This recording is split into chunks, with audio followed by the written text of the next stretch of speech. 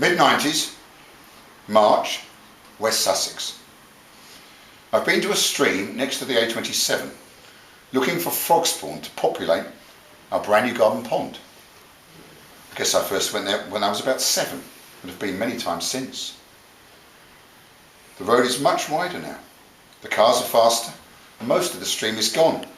But one stubborn bit remains next to the concrete and the cars, and the frogs have obviously had an orgy of bacchanalian proportions. I found lots of spawn, very quickly. A glutinous, black-specked mess fills my bucket. It's a beautiful spring day.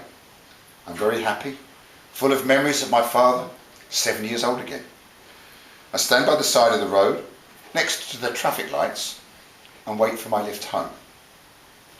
Suddenly I realise that an inarticulate sounding man in his mid-20s in some kind of penis extension car has wound down his window and is shouting abuse at me. The lights change, the glands glides off. Then another man makes a two-fingered gesture at me. A car full of techno nerds turns down the techno and hurls a collective techno insult. The next time the light goes red, a middle-aged, middle-class Southwick zip-up jumper husband in a middle-aged, middle-class Southwick zip-up jumper car draws up beside me and glares at me with undisguised contempt. He looks as though he would like to shout something, but no one from Southwick talks to strangers, let alone shouts at them. So he just glares at me. I stare back. I don't glare, I just stare. I am very puzzled. I check my person. I am fully clothed. My flies are done up. My mud-spattered t-shirt bears the logo of an obscure folk band from Wigan. Does everybody really hate the Tansads that much? I'm totally confused. It's a beautiful spring day. I'm standing by the traffic lights on a West Sussex A road, holding a bucket of Frogspawn, and suddenly everybody hates me. Another car hurtles past, occupants screaming abuse. Then the lights change again. A car draws up beside me, a very flash, shiny one. The boy racer inside is shaking his head.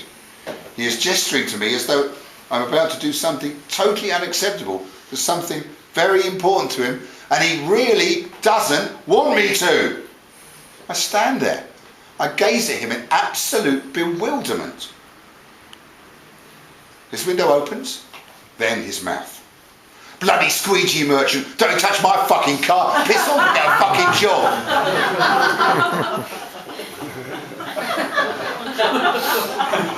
I look at him in astonishment. What has he just said? Then the penny drops. I'm standing by the traffic lights. I'm holding a bucket. He thinks I'm one of those people who's going to start cleaning his car windscreen without asking his permission and then start asking for money. I walk over to the car, I tip the bucket up slightly and proffer the contents to him. It is his turn to be confused. He's a boy racer. His car has a Romford dealership sticker on the roof.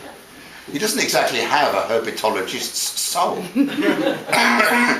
He stares at the contents of my bucket. He doesn't know what it is. However, I think he does realise that I'm not going to start cleaning his windscreen with it. The lights change, he roars off. I walk back to the side of the road and laugh till the tears run down my cheeks, till my sides are killing me, till I pull a muscle. It's March, 8 years later. I'm full of spawn, the great grand tadpoles of that original bucketful. As I crouch to look at the developing specks, the memory comes back. I start to shake. The tears run down my cheeks. I nearly overbalance into the pond. I run inside. I write this poem. I feel so happy. Thanks for listening, everyone.